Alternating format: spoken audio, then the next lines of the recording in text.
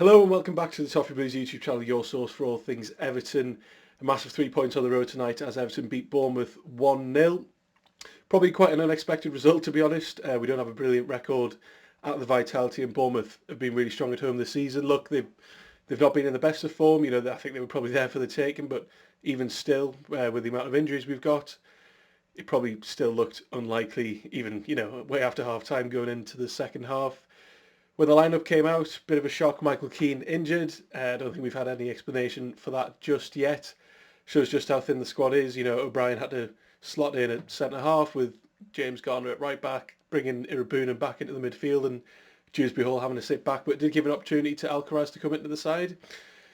Starting the game, first 20 minutes, I thought we definitely looked the brighter side, and probably for most of the first half, to be honest. That the issue was that there was just kind of we didn't really do anything clinical. There was no clear-cut chances. Probably the best chance of the first half was that ball that kind of bobbled down to Semenyo in the box from a Bournemouth free kick, saved well by Jordan Pickford. But to be honest, that was the story of most of the game. There were just very, very rarely clear-cut chances, and it felt like as the game kept going on and going on that maybe substitutions would make the biggest difference. And I think we were probably quite lucky to score when we did. Jack Grealish's goal, obviously massive deflection, but either way it's a goal. But just before that, seeing Beto and Dwight McNeil come on, fairly uninspiring substitutions. Bournemouth looked much brighter when they brought on their substitutions in the second half, and the game maybe felt like it was going to go their way. But even then, neither side were still creating any clear-cut chances. So it was a pretty odd game all in all.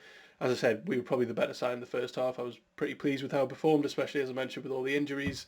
Bit of a makeshift midfielder. Irabunen gets an early yellow card that, do correct me if I'm wrong, but I think that keeps him out the next game. So absolutely no idea who we're going to throw into the midfield now with Gay still suspended. And after the second half, began, it kind of felt like both teams said, look, it's there for the take and what are we going to do? And even then, the game kind of kept petering on for the next kind of 20, 25 minutes.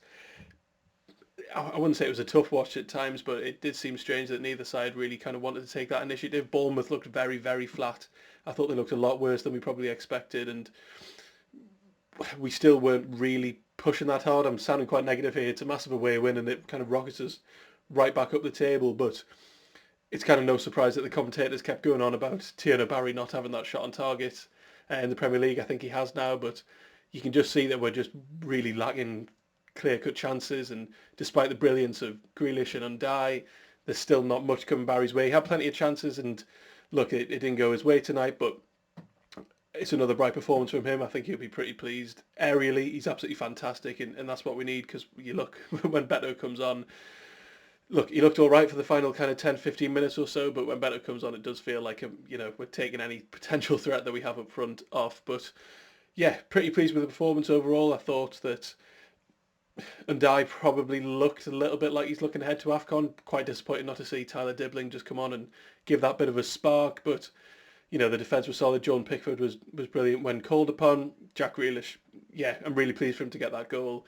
Look, he has been brilliant so far. He has been that breath of fresh air, but maybe those goals and assists, and I think David Moyes has mentioned it as well, that maybe they've been lacking to get that goal. Hopefully that kind of unlocks him for the next few games, and well, we're absolutely going to need it going into this December period, because look, we don't have that squad depth. We don't have many players kind of left lying around, and I think we're going to be seeing the same team in, week out. So we need those players to kind of start being a bit more consistent in terms of goals and assists. And Grealish was fantastic again tonight.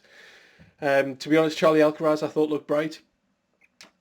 Was probably quite disappointed to see when he did come off. I thought he looked, he's not had much football. Let's be honest, he's not really had much football at all this season, but I thought starting the game today he looked quite bright. Dewsbury Hall probably went a bit missing in the centre of the midfield, but you can't really blame him. It's not his natural position, and I thought he did well enough. Tarkowski, James O'Brien were absolutely solid, and yeah, really pleased with the performance. It probably sounds like I've been a bit negative there, but it was a pretty strange game where it was the goal that Grealish scored, that massive deflection did just kind of sum up the game. Really, it was that kind of goal that was eventually going to seal it, and I'm glad it went our way.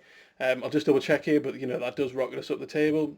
I think we're up to 9th now. Yes, 9th, 21 points. So really pleased to see how we performed tonight. We look perfectly solid. It was a great way to bounce back from that really disappointing result at the weekend. Hopefully we can find more consistency going into the festive period. That brilliant away win at United, then that really disappointing home result at Newcastle, and then another pretty good performance tonight where it's just that those clear-cut chances, we just need to see more of them. If we can do that, I think we'll be perfectly set for the rest of the season. So yeah, really pleased to get the 3 points.